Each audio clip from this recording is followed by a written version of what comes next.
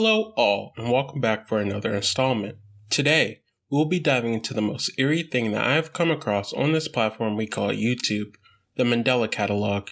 Created by Alex Kister, has managed to create one of the most eerie, dark, and puzzling stories that have taken the internet by storm, leaving all those who caught up with the story at this point with the overarching feeling of dread through the use of analog horror. For those of you who don't know what analog horror is, it's a type of horror that uses late 90s, early 2000s technology. Basically that brick camera your mom pull out for your Little League soccer game that weighed about 50 pounds and required a manual to use, hence why it's called analog horror. By using old technology like this, Alex has managed to put together a story that is so grand that it makes you question everything you witnessed to this point, in the world itself. And today, I'm here to try to help solve this mystery we call the Mandela Catalogue. We will put together the timeline of events, figure out what these alternates are that are plaguing this world that we've entered, and why what we think we know at this point is wrong, and how we might have played into the alternates' hands more than we thought. With that out of the way, I'm your host, Koisaders, and let's dive in.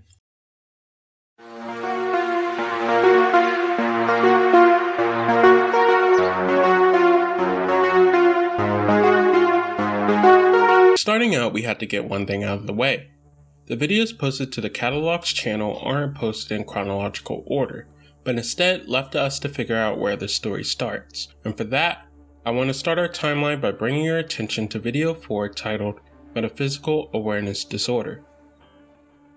In this video, it is presented to us as a public service announcement. In the broadcast, the narrator goes over a disorder and how to prevent you and your family from getting it. That's where we're first introduced to MAD, or Metaphysical Awareness Disorder.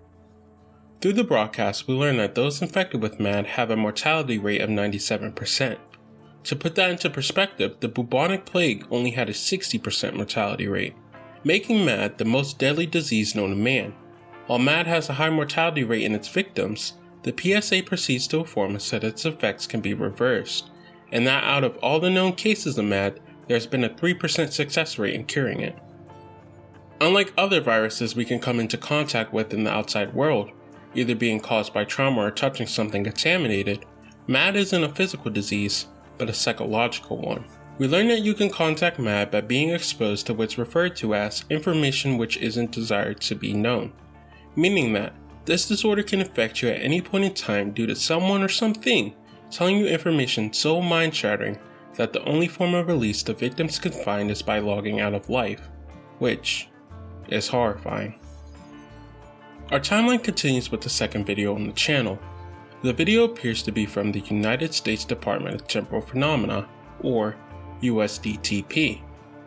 The broadcast picks up with the narrator telling the viewers that there's been countless reports of a highly intelligent unforeseen threat, to which they go on to classify as alternates. The department goes on to tell us that they have yet to understand these alternates and gives us a set of instructions to follow should we encounter one.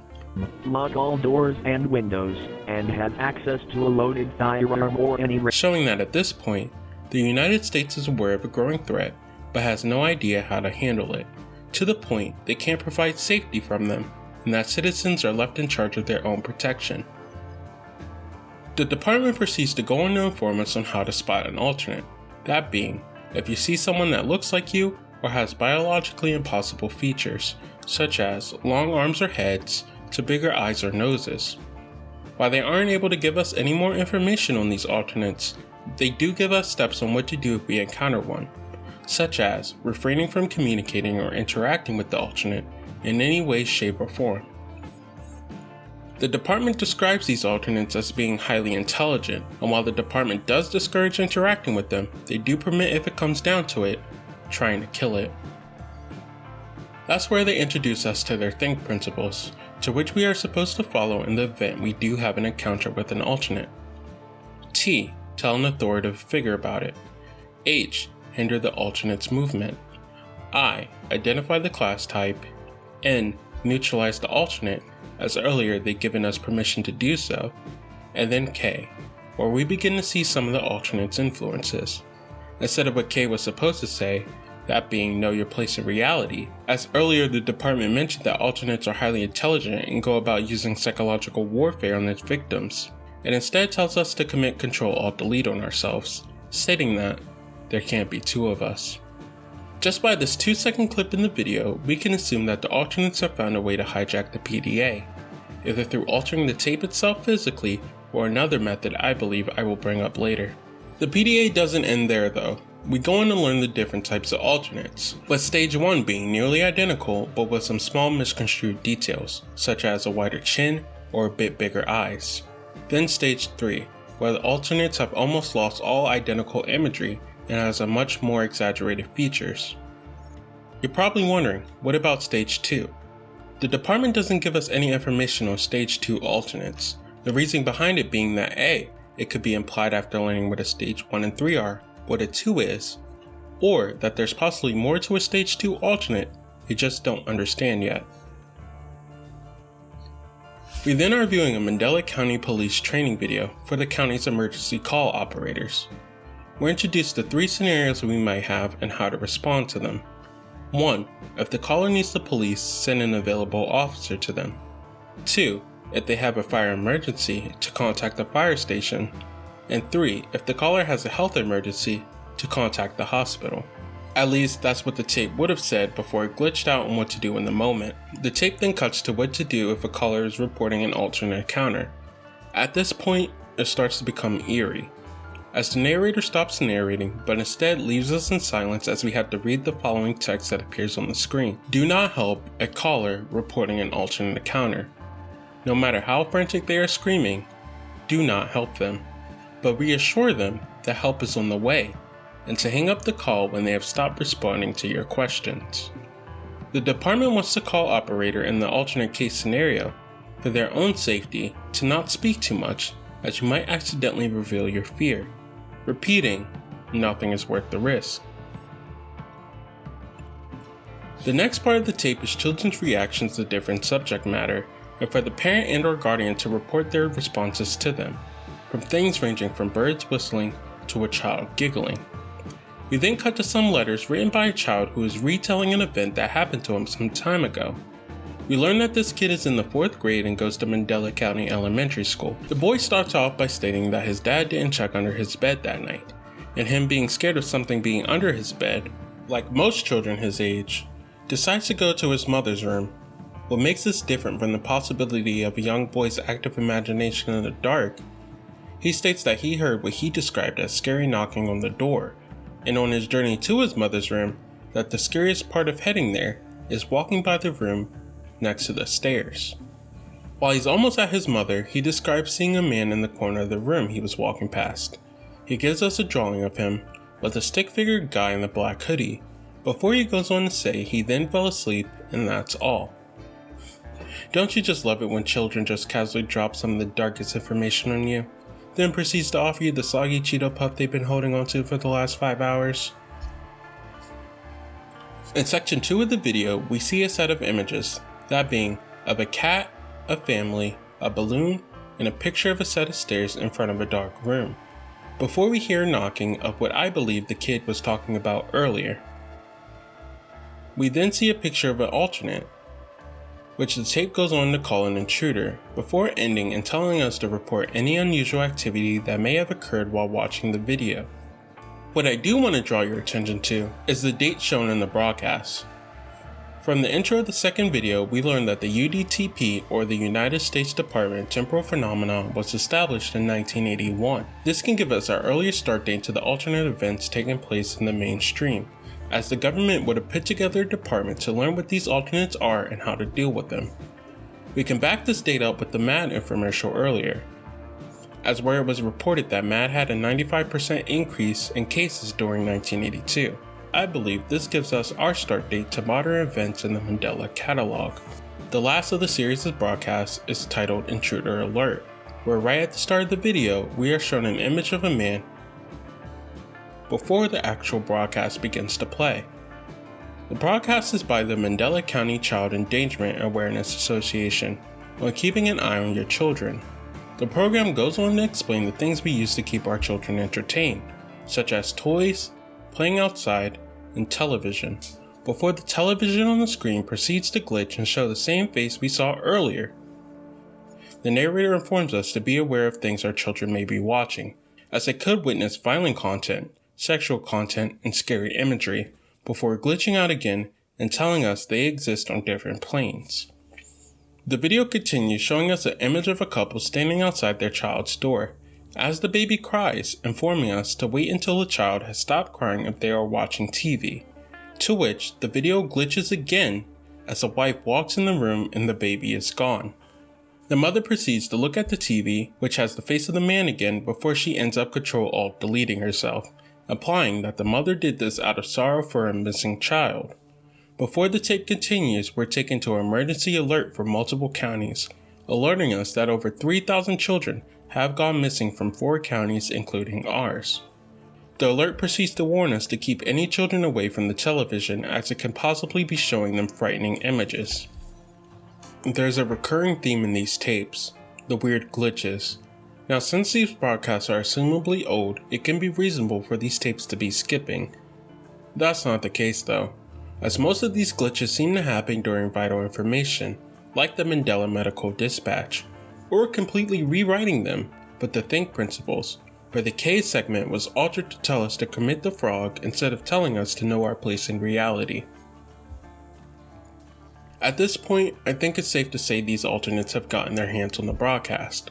I say this as, in the MAD infomercial, we learned that MAD brings the infected to the point of using Control F4 on themselves, and while even though it has high mortality rate, people infected can still come back from it, through knowing their place in reality, which was in the think principles. Since MAD is spread by being told information desired not to be known, it makes sense to curb its effects by remembering where you are in reality. How would these alternates be able to hijack these broadcasts without the department knowing of it? That's through the thing everyone has in their homes, the TVs. We learned that these alternates are able to affect TVs as they're reported to be showing children scary images on them. They're also able to edit broadcasts, seeing as people are already affected with MAD, then seeing an official broadcast from the United States stating to log out from life will probably lead them to take that path, and falling for what the alternates want them to do. We learned that these alternates can do this as stated earlier from the department. Alternates interact with the world on a different plane. But why? Why would they want people to commit? And what knowledge do they know that could cause someone perfectly normal to go insane? From this little information we've gotten on the alternate threat, they're horrifying, not only being able to cause people to take themselves off the census with some otherworldly information and tamper with government broadcasts, but also being able to take the form of people you know, albeit not perfectly.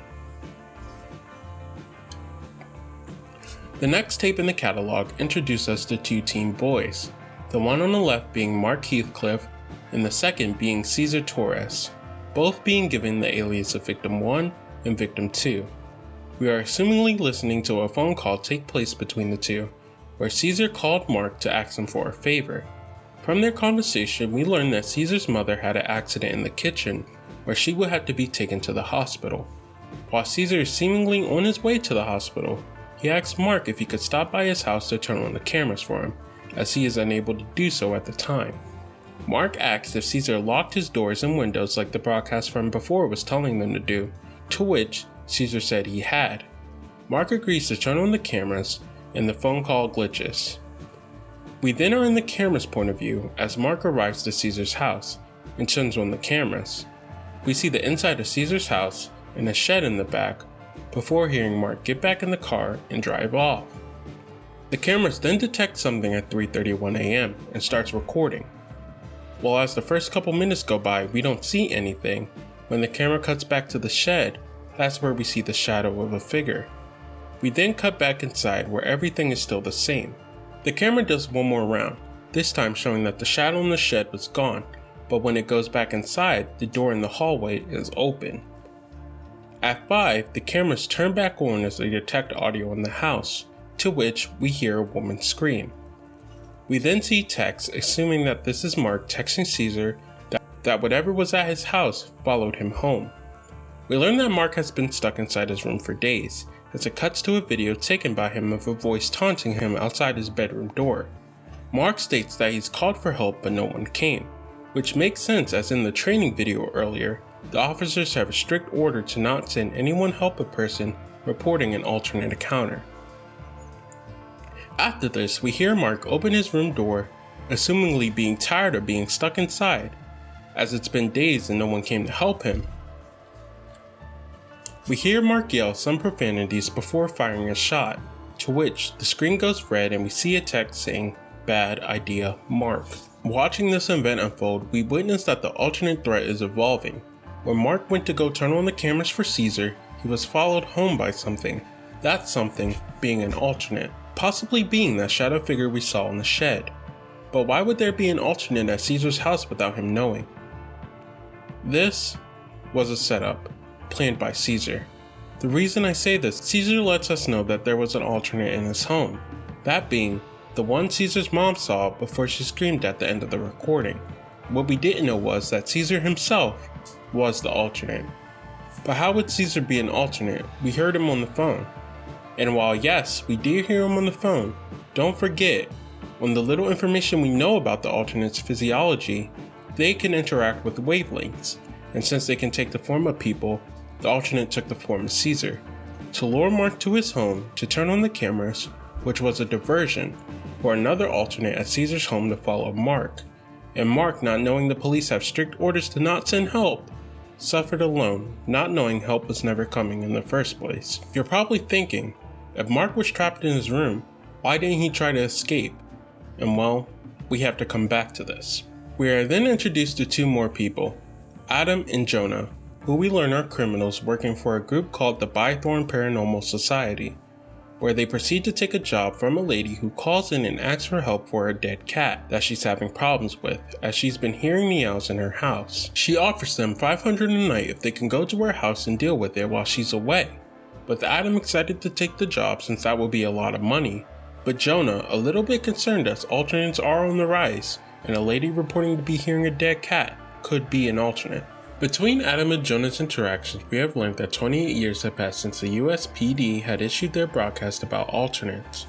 We also learned that the government has banned TVs and what seems like most electronics, as Jonah would go on to wonder why they would ban GPSs, considering how useful they are, and that the intruder guy won't be able to appear on them. From this, we can infer that the government has learned about alternates being able to use technology to attack people and disrupt information that they put out. So to eliminate this problem altogether, they have put out a mandate to get rid of anything with a screen. While night one of being in the cat lady's house went relatively okay, besides for the random screen their camera picked up while they were in the car, Adam and Jonah would continue on as they would go on to set up cameras around the house, except for the basement, as it would be locked. Jonah at this point gets an uneasy feeling and doesn't want to be in the home, while Adam keeps reassuring him everything will be okay, as it's just a dead cat, and that this job is a lot of money for them. Their peace will be short-lived, as Jonah would in fact be right about his fears. On night 2, as Adam is walking around with the spirit box, we hear Jonah yelling to Adam that something is behind him. Adam, getting angry at Jonah that he is messing with him, yells at him to stop, to which Jonah replies angrily, asking what he did.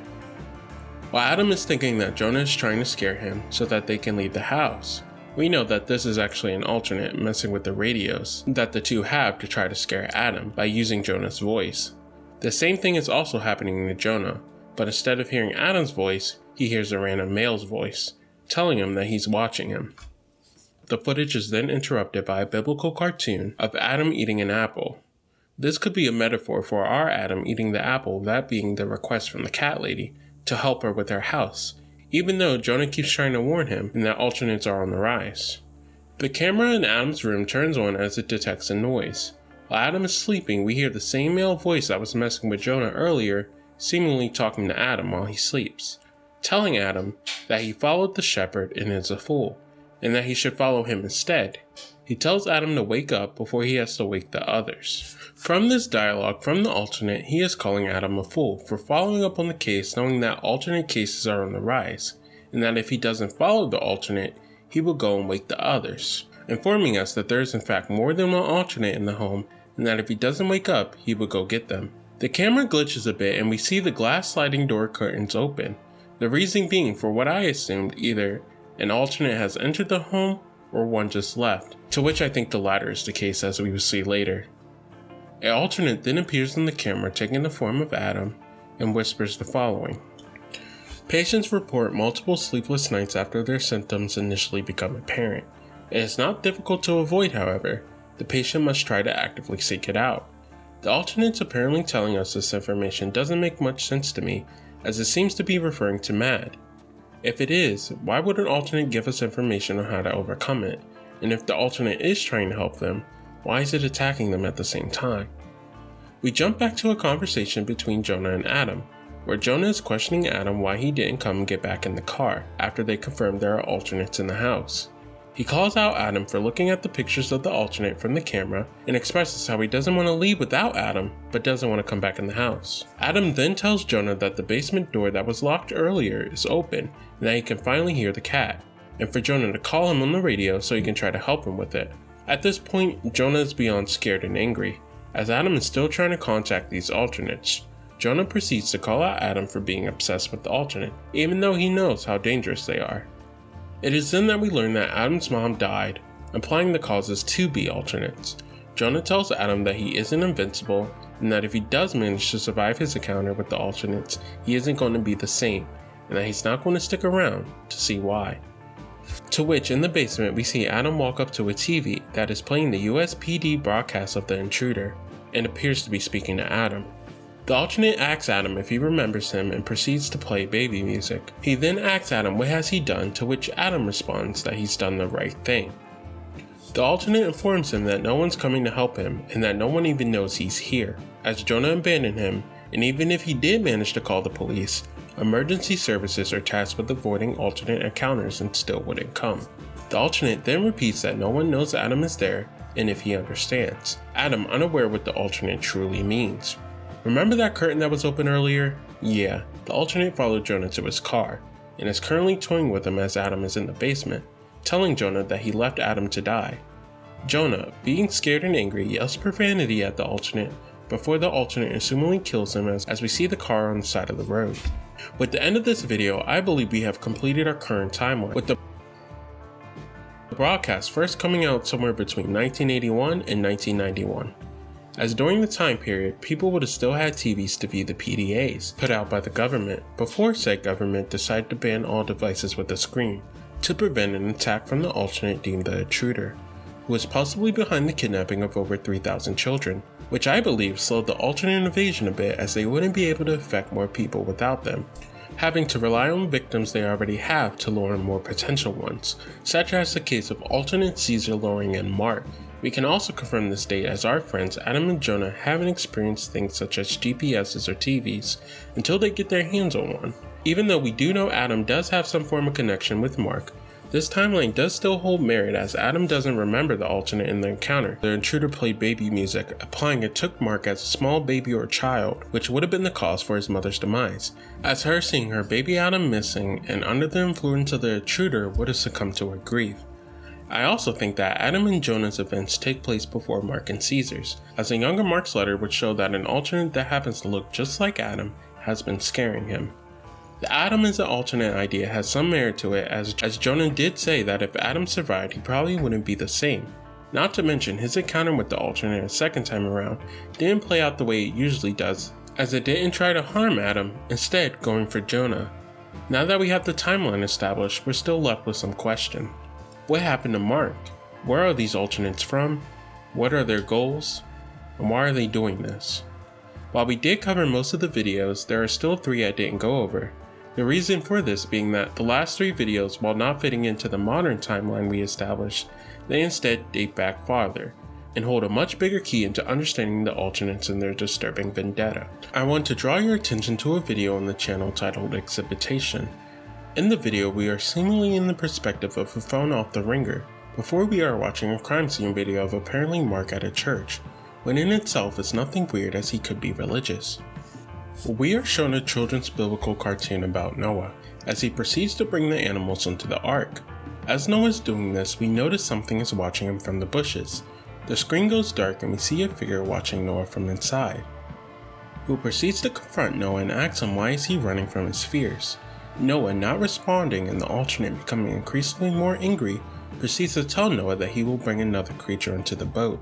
A creature he won't notice at first until it's too late, as it will already have a hold on him, to which the alternate states it will give him one final message. Circling back to our old friend Mark, A staff member at his school has called the police department to do a wellness check on him, as we learned he hasn't been to school in ages. When the officers do arrive to do a wellness check on Mark, we learn that he is dead, and the shot we heard from the video was him actually alt-4ing himself. The reason being, as we learned earlier, that his room was on the second floor, and that the alternate that followed him home from Caesar's house was outside his bedroom door. Mark, not only being psychologically tormented and with no other method to escape as he was too high up to make a jump for it, saw the only way out for him was to end it all. Through the evidence collected by the police at the scene besides the camera he was using, he also had a notebook, to which he was writing in to comfort himself, hence why he wrote reassurance on the front of it. Mark, as we established earlier, is religious, and it's not surprising as what he is experiencing before his demise, he went on to write about his faith in God. He goes on to write the following: "God loves me unconditionally. Always remember that no matter the circumstances, God loves us all, simply because he has chosen to do so.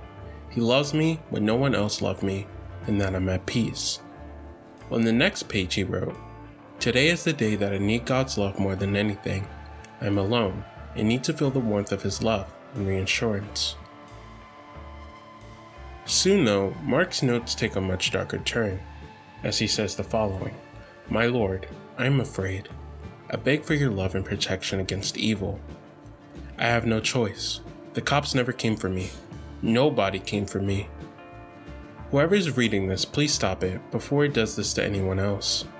And then, the most chilling thing that I've ever read. Who have I been praying to this whole time?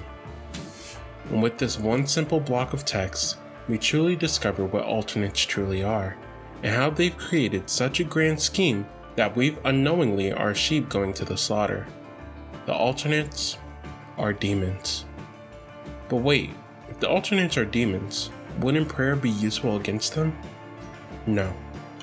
Living up to its namesake, the Mandela Catalogue isn't just called it to make it sound scarier, but instead implying that history as we know it is wrong, and that when Mark believed he was going into prayer and to ask God for help against the alternate, he unknowingly was causing his own demise, as the God in the Bible isn't God himself, but an alternate being replaced by Satan. In the earlier video of Exhibitation, where the alternate of God approached Noah and told him that he was placing something on the ark, he wouldn't notice until it was too late. He was talking about demons.